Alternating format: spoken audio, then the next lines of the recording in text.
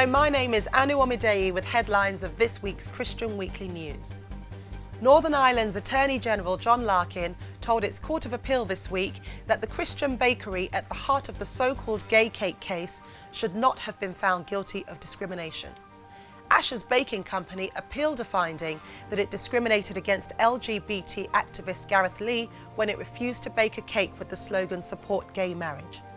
The appeal has been ongoing this week after having been postponed earlier this year to allow the Attorney General to participate after he raised concerns that Northern Ireland's equalities legislation could discriminate against those who hold a religious belief. This week he argued that had Mr. Lee been refused some of Asher's excellent chocolate eclairs because he was gay or perceived to be gay, then I would be standing on the other side of the court, he said. But it's not about that, it's about expression and whether it's lawful under Northern Ireland constitutional law for Ashers to be forced to articulate a political message which is at variance with their religious views. We'll bring you news of the court's decision when it is handed down. Christians have complained about bus adverts that are set to carry a slogan praising Allah just months after a clip featuring the Lord's Prayer was banned from cinemas.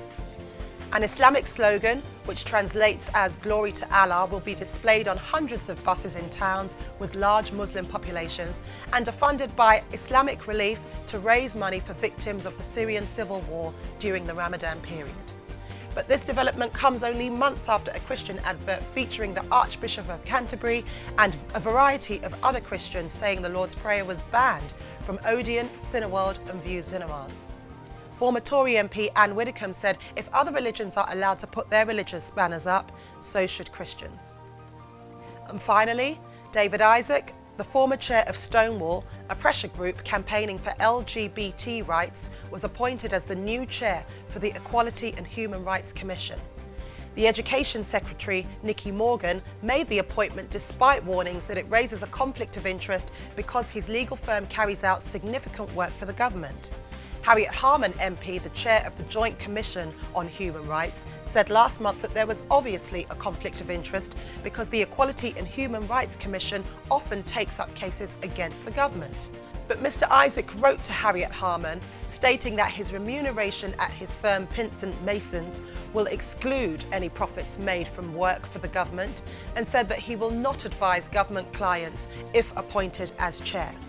Nevertheless, Andrea Williams, Chief Executive of Christian Concern, has raised concerns that his appointment could further remove protections for religious freedom and that the Commission has failed to adequately protect the freedoms of Christians to publicly express historic views on marriage, family and sexual ethics.